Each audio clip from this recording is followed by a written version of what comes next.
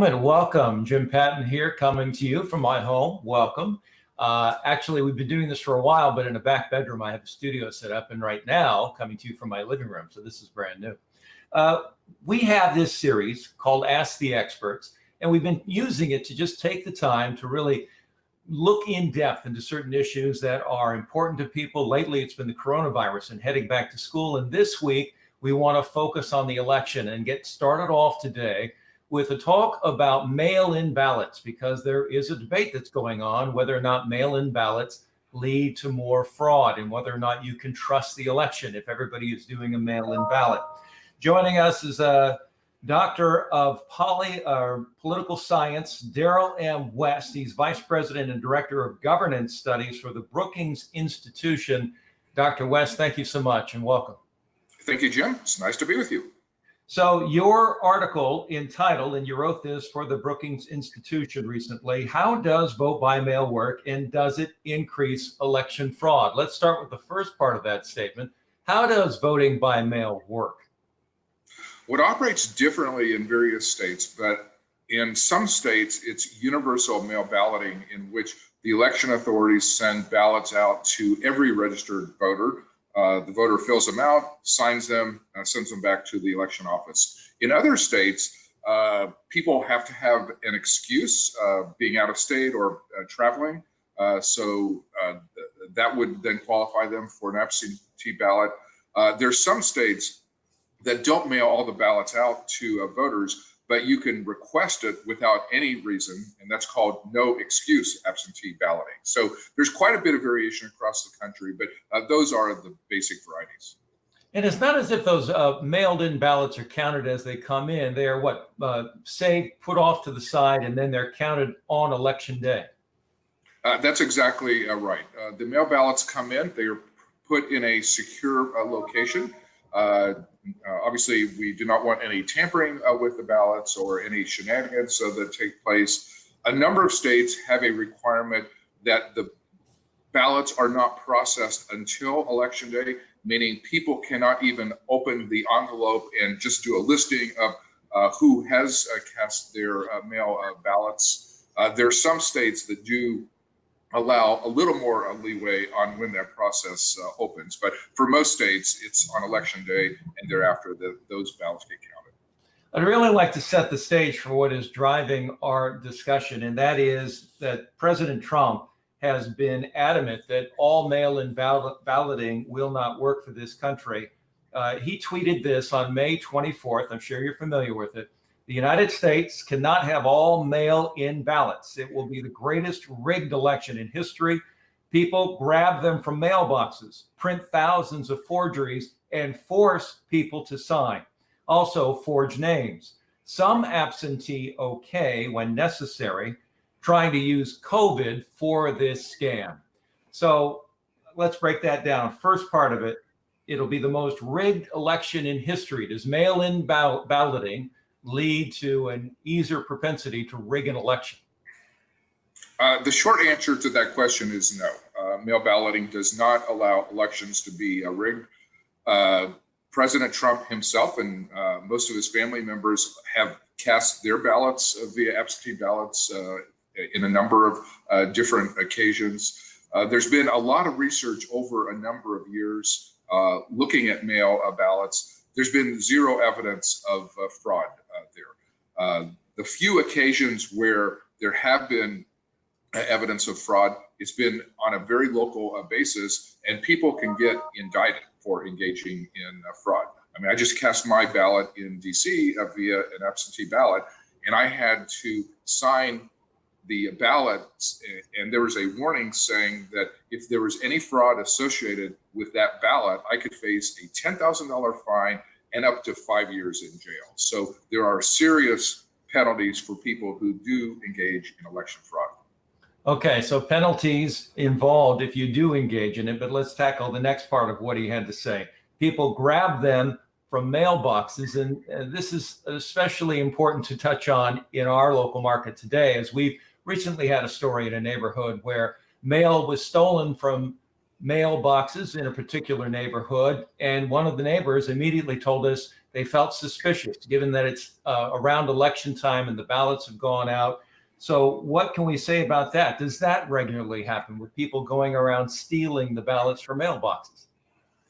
I mean, the ballots get sent out as people request them, unless it's a universal mail state in which they would go out around the same point in time. But, you know, if somebody steals a Social Security check from your mailbox, you know, clearly that is mail tampering, and there are very serious penalties associated with that.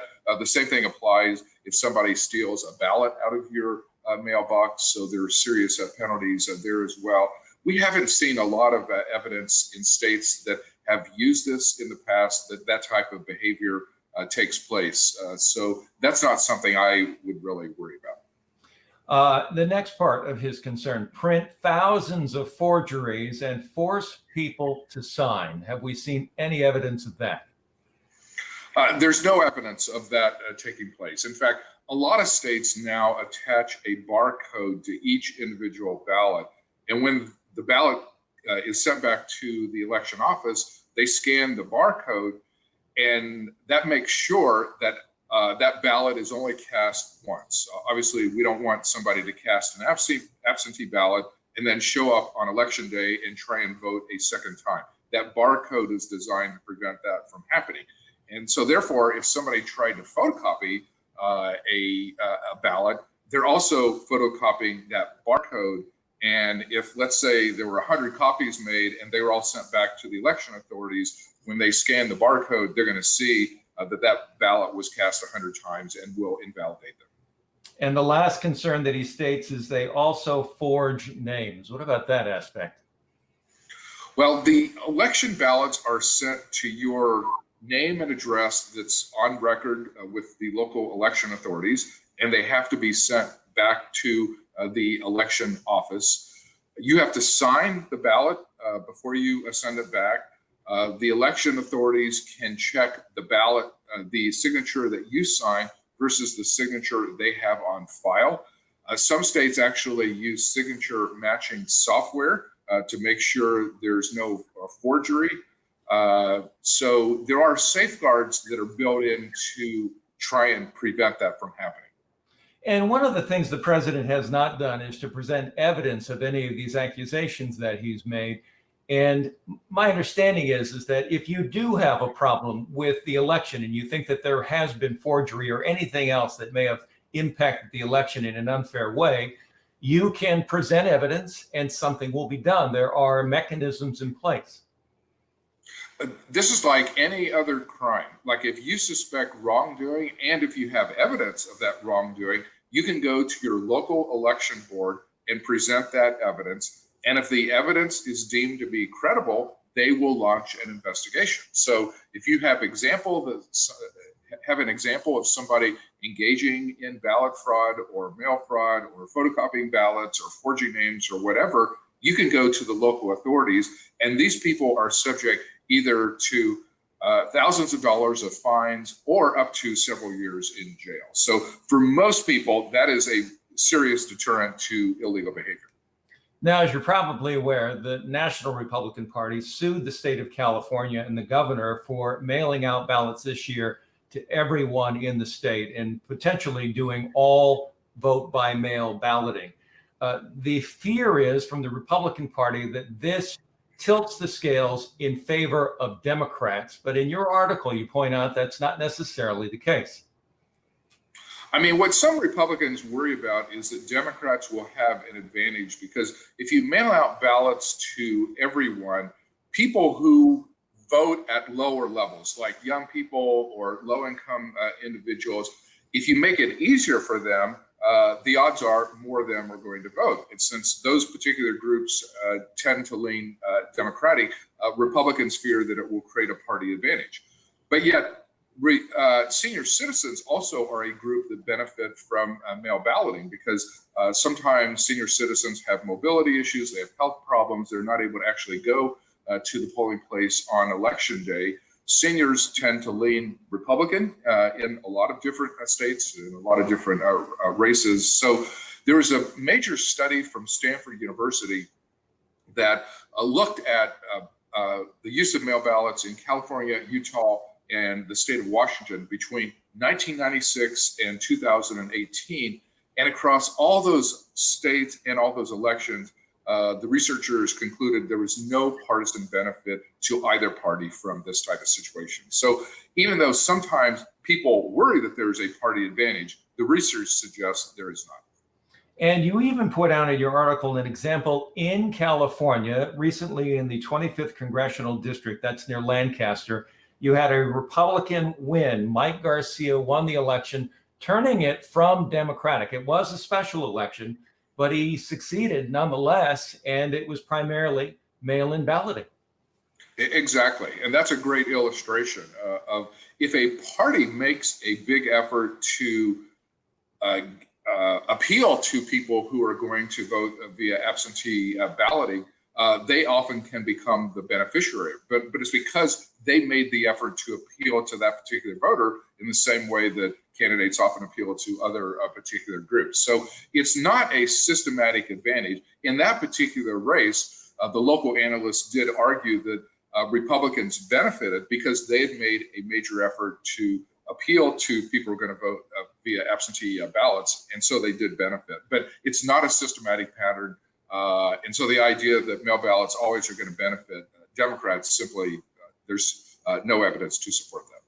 There is concern that trust will be eroded, though, in the results of this election, and the president has made clear that he may not step aside depending on what the results are because he doesn't trust what the outcome might be, and he seems to be spreading that. What can be done to help voters feel trust in what the numbers tell us at the end?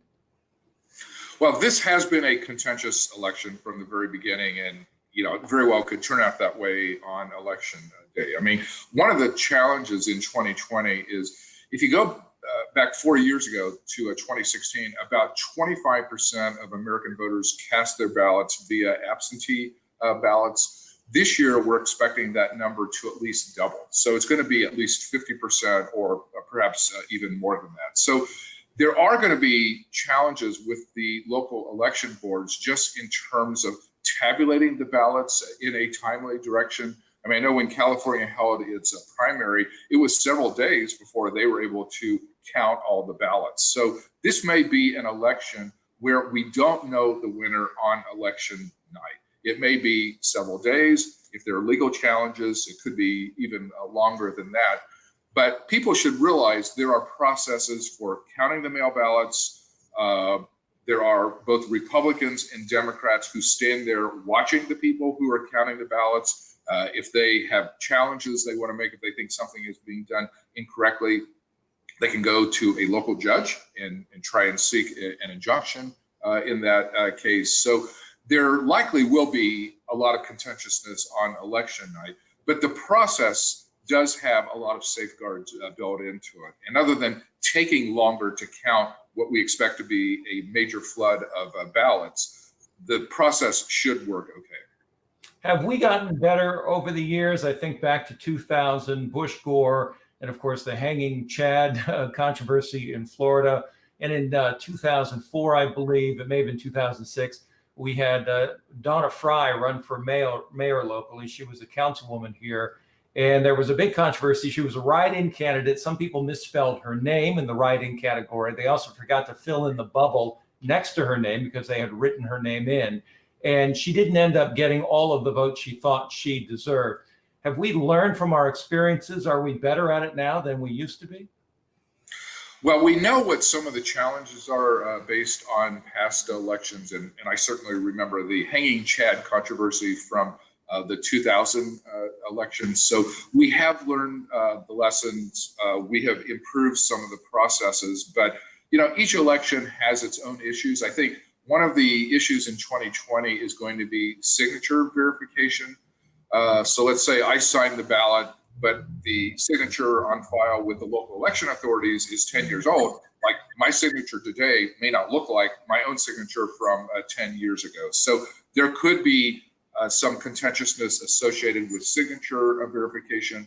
A number of states require you, after you have marked your ballot, to put it inside what's called a secrecy envelope. and then you put that envelope in the mailing envelope that then gets sent to the election authorities. In some states, if you don't put your ballot inside that secrecy envelope, it will be disqualified. Like, for example, the state of Pennsylvania just ruled that that would be the case. So there are going to be different types of issues and different types of controversies that develop this year, just given some of the changes in the way that people vote. And as we said, the Brookings Institution itself has been the subject of accusations of being either having a liberal bias or having a conservative bias, depending on who you ask that question. From your approach to this story, which seems to go against what President Trump is saying, how do you encourage us to believe that you too took a middle ground on this, that you were just out to get the facts and not to make a political statement? I mean, Brookings has been around for a long time. It was established in 1916.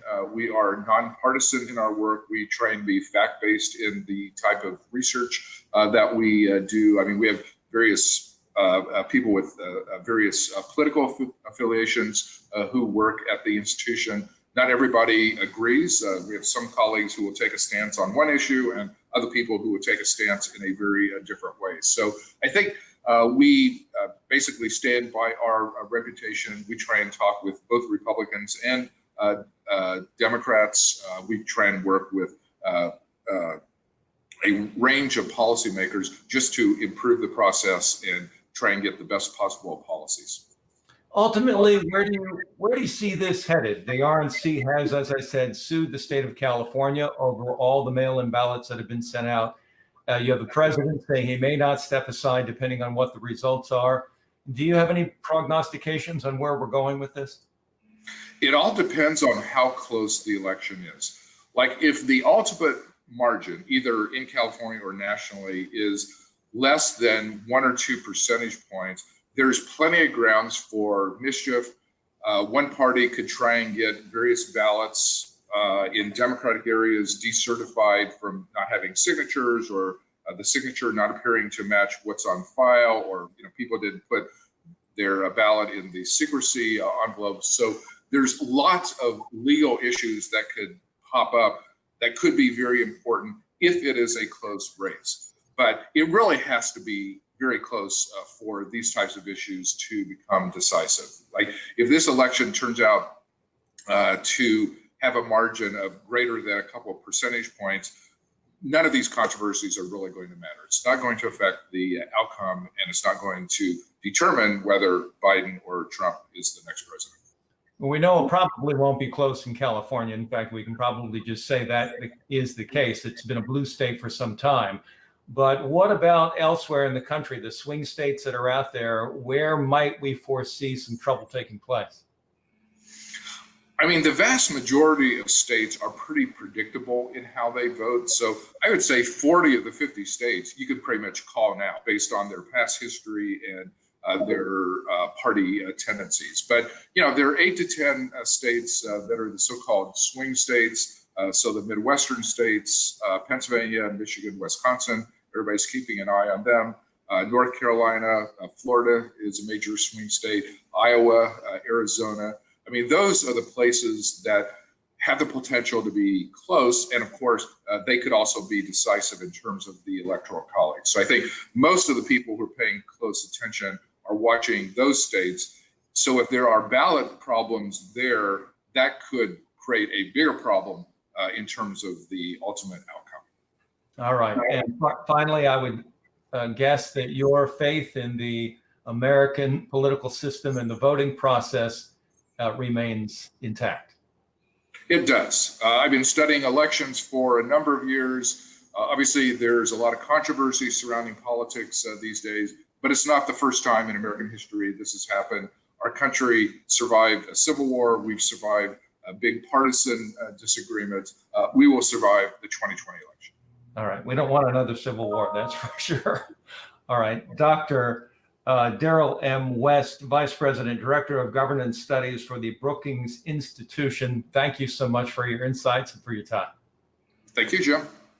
And thank you, folks online, for joining us for this discussion. We're going to be doing this throughout the week. Tomorrow, we are going to be talking to the Michael Vu, the San Diego County Registrar of Voters, about the process that's currently taking place locally with votes. Also, later in the week, we're going to talk to Nancy Maldonado. She's the CEO of the Chicano Federation, and they have been very concerned about the lack of Latino issues that have been thus far brought up in the debates, and they want to have more of a voice, and we're going to give it to them right here on this forum. We do thank you for joining us. Jim Patton for ABC 10 News. You have been watching Ask the Experts, and we'll see you again tomorrow, 9:30.